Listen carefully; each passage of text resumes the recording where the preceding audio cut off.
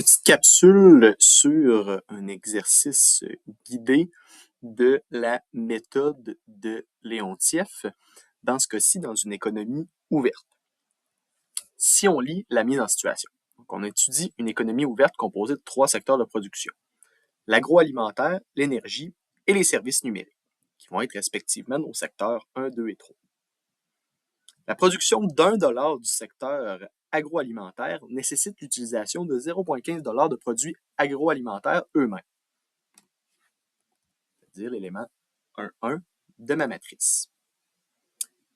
Si je poursuis ma lecture, ce qu'on peut remplir, c'est la première colonne de ma matrice avec le 0,1 $ et le 0,3 $.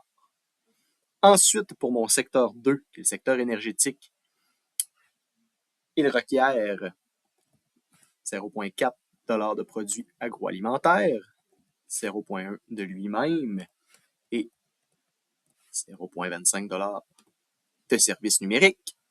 Et pour terminer, pour produire 1 $ de services numériques, les entreprises doivent utiliser 0,1 $ de produits agroalimentaires, 0,35 $ d'énergie et 0,3 $ de services numériques.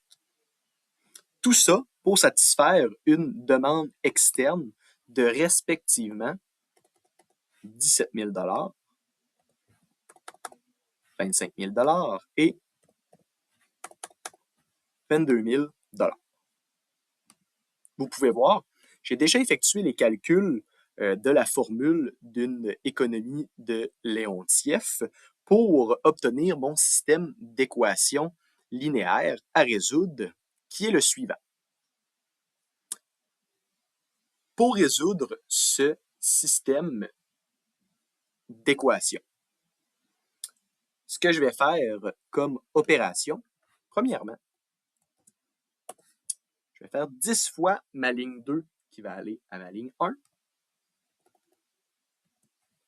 Ma ligne 1 va aller à ma ligne 2 et je la multiplie par 100. Et je vais multiplier 100 fois ma ligne 3. De cette manière,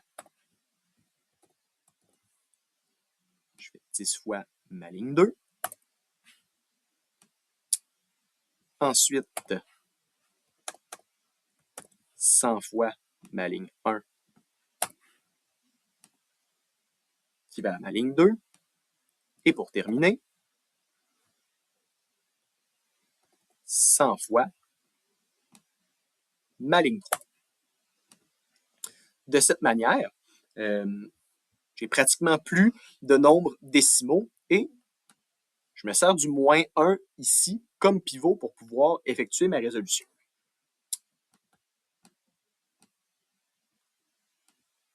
Ici,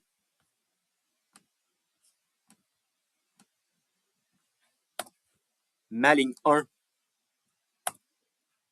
reste la même.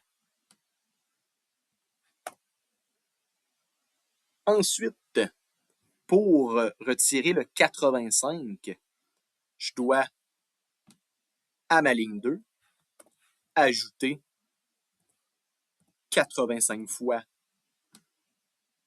ma ligne 1. Ligne 2 plus 85, ligne 1. Et à ma ligne 3, je prends ma ligne 3 et je lui soustrais 30 fois ma ligne 1.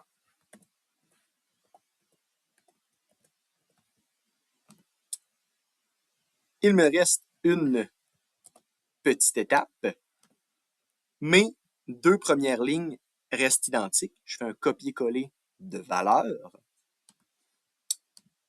Et pour ma dernière ligne, on va se servir ici du 725 et du moins 295. Alors, ce que je vais faire 725 fois ma ligne 3, auquel je vais ajouter 295 fois ma ligne 2. Ce qui devient 725 fois ma ligne 3, auquel j'ajoute 295 fois ma ligne 2.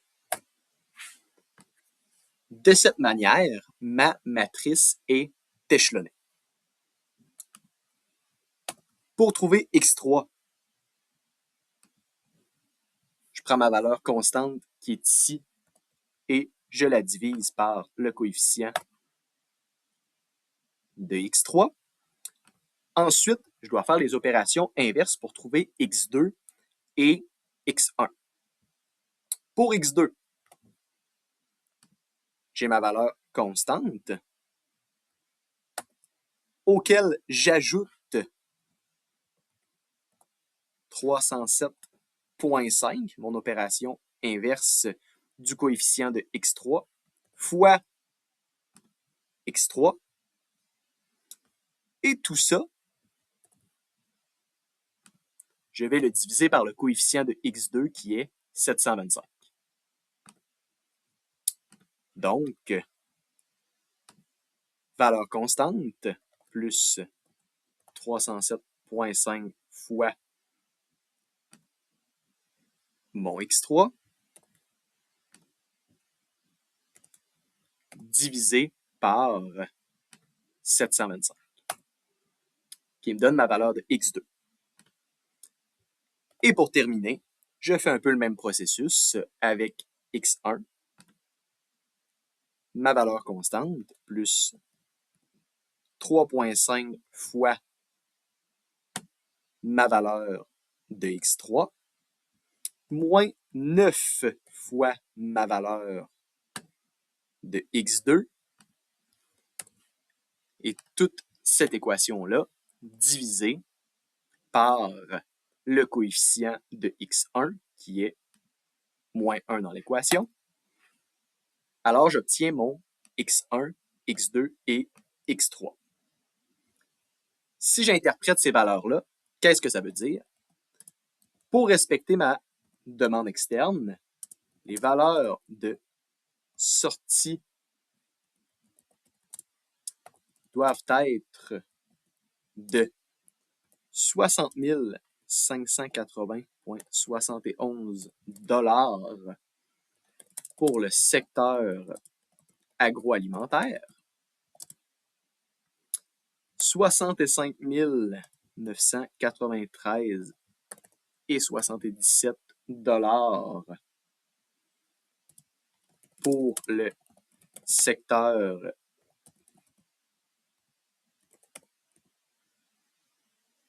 énergétique